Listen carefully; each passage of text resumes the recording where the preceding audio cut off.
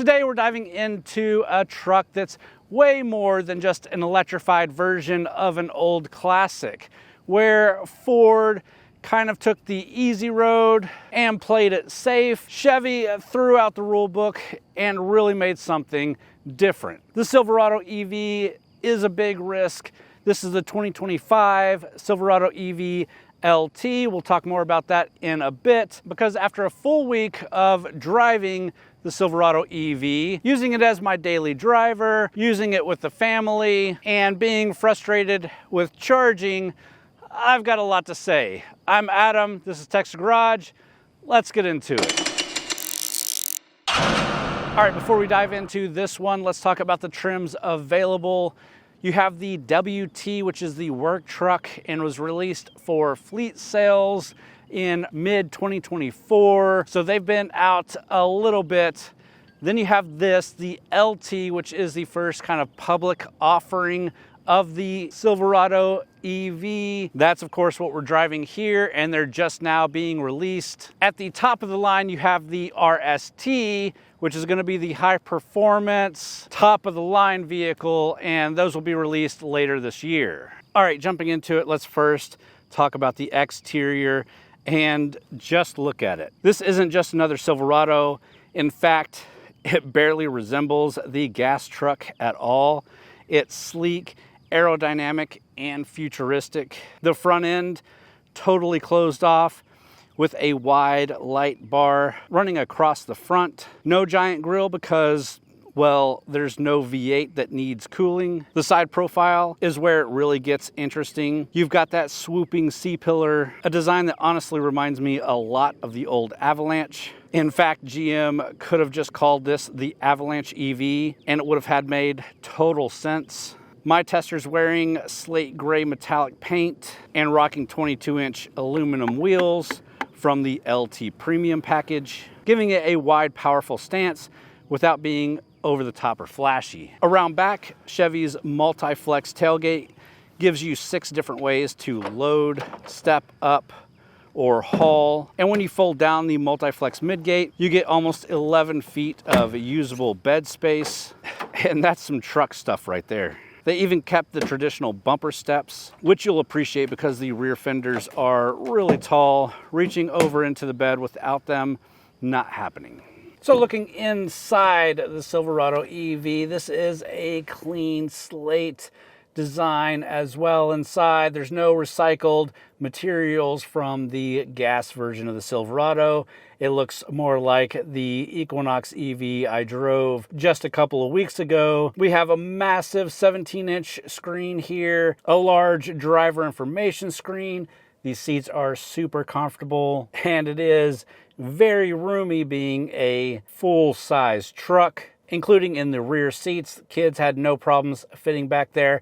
I have no problems fitting back there. Again, being a full-size truck, this cabin is huge. Let me give you a quick look around. All right, so again, this is the massive 17-inch screen, infotainment, all touch screen.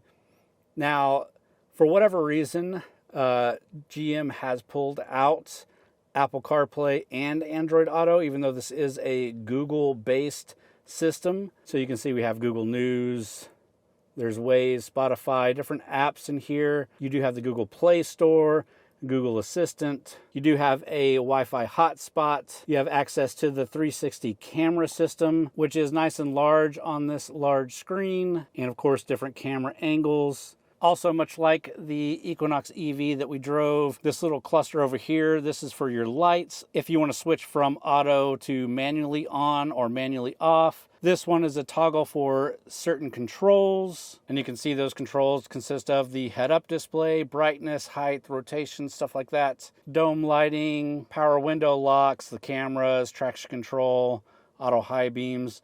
All these like quick controls that you might want come with a touch of a button over here. And then we also have this button here, which will turn the vehicle off manually. So again, just like the Equinox EV, you get in this thing, you sit down, it turns on, you open your door, you get out, it turns itself off.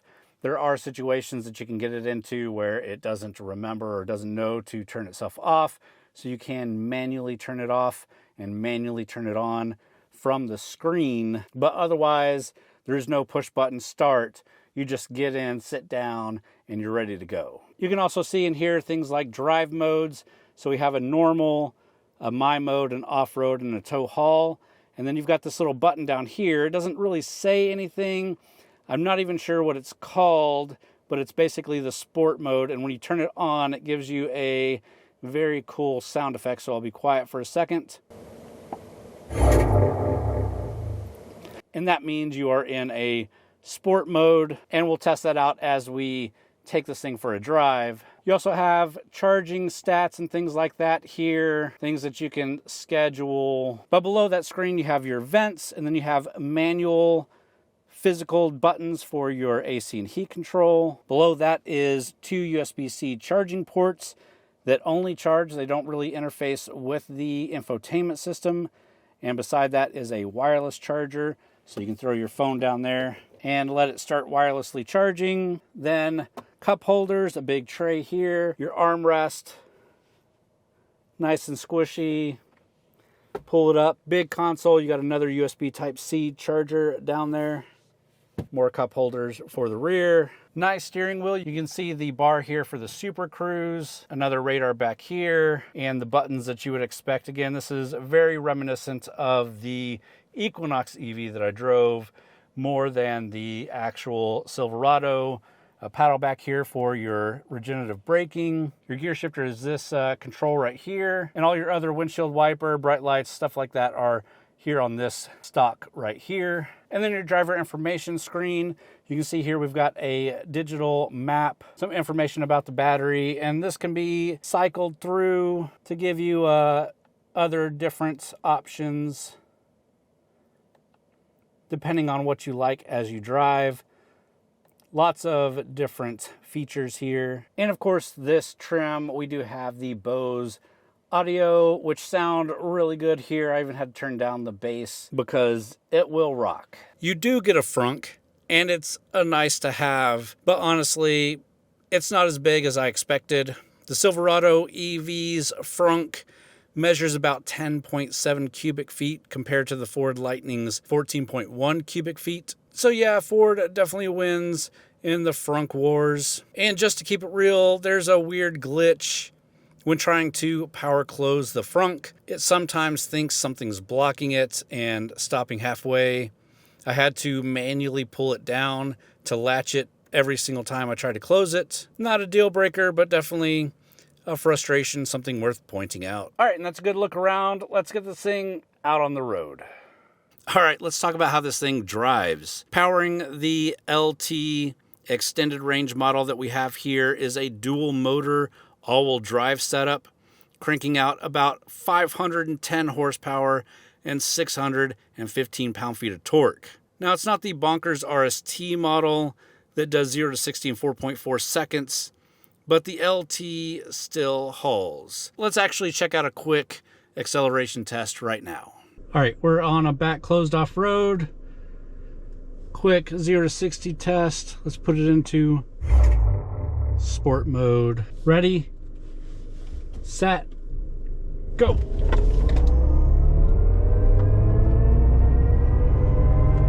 $60. Probably could have even been quicker, but this is a bumpy road too. That instant torque, smooth acceleration, getting onto the highway, all effortless. And despite being a big truck, it's surprisingly easy to drive around town, thanks to four-wheel steering. Tight turns, parking lots, and even city driving are all less stressful. And speaking of highway driving, Super Cruise, hands-free, eyes on the road, highway driving. It's included with the LT Premium package, and honestly, it's awesome. Smooth, confident, even handles lane changes by itself when needed. It's one of those features you try once and then immediately want on all future vehicles you own. I also drove the Equinox EV, like I've mentioned a few times in this review. We did a road trip from Dallas to Houston in that thing. Definitely go check out that video, but I use the Super Cruise a ton in that review on that road trip, and it just works great. And even in this big truck, it still just works. Now let's talk about range and charging. This LT extended range model is rated about 408 miles. And in my week of mixed driving, I nearly stretched 6 full days without needing to plug in. As a matter of fact, we're still sitting at above 50% battery, and that's huge compared to most EVs today. But when I did go try to charge, reality hits. I pulled into a CCS fast charging station. The truck was at about 56% battery and 244 miles of range left, only to find out, yep, out of order, flashing on the screen. Non-Tesla chargers can be hit and miss from my experience, and this was a miss. I then tried another location in my area. Chargers were down, and the next closest one is about a 20-minute drive, which I'm not doing at this time. So the Silverado EV supports 350 kilowatt DC fast charging, which in theory could add about 100 miles per 10 minutes. But until GM offers full Tesla supercharging compatibility, finding reliable stations remains a challenge. And when I had the Equinox EV, that did have the Tesla charging compatibility and it did have the adapter. Again, go watch that review, but I was able to charge during my road trip at Tesla superchargers and it worked flawlessly. Okay, with that rant out of the way, let's talk about this being still a truck. And Chevy made sure it works like one. The bed is 5 foot 11 inches standard, but drop the mid-gate of this multi-flex tailgate and it extends to 11 feet. Plus, it'll tow up to 10,000 pounds, depending on its configuration, though full detail specs for the LT are still a bit fuzzy. Back to that multi-flex tailgate, it's handy, but probably adds some weight, something to consider when every pound matters for range. So where does that leave us after a full week of testing this Silverado EV? Well, I think that Silverado really swung for the fences here. While this traditionally competes directly with the F-150, I think Chevy was really pushing to compete with some of the newer upstarts in the EV market, making some bold design choices and really pushing it with this one. And overall, I think they really nailed it. Now, it is expensive. My tester here is over $83,000, and this is the one that they're selling to most consumers straight off the bat. And the next one is going to be even more expensive. And that sort of falls in line with what the F-150 Lightning is selling for if you're going for a little bit higher of a trim, but not all the way up to the Platinum. That being said, you are missing features like Apple CarPlay. It's not completely compatible with the Tesla supercharging network yet. I did have some issues here or there, but overall, I really like this truck. And where I see the Lightning as an evolution of the F-150, this Silverado EV is definitely a revolution away from the Silverado gas version. One more note, I have always said that I really wish they would take the smaller trucks and electrify them. The Rivian is a smaller truck and is doing pretty well. They're starting to develop and build smaller EVs overseas. But if Chevy would have started with the Colorado, or Ford would have started with the Ranger, or a company like Hyundai would make the Santa Cruz electric, I think those would be fantastic vehicles for the US market, especially here in Texas. But what we have now are mainly full-size trucks, and out of all of them I've driven, this so far is my favorite. With that, I hope you enjoyed the video. If you did, please hit the thumbs up button. Leave me a comment down below. Let me know what you think about the Silverado EV. Subscribe to the channel if you're not already. We got a lot of EV reviews on the channel, plenty of the Lightning reviews, now the Silverado EV, and obviously plenty of others. You should also go check out TXGarage.com, where we've got a lot of written reviews as well as event news coverage from a lot of great authors, not just myself. Really worth checking out, TXGarage.com. With that, that's all I got for this one. Thanks for watching.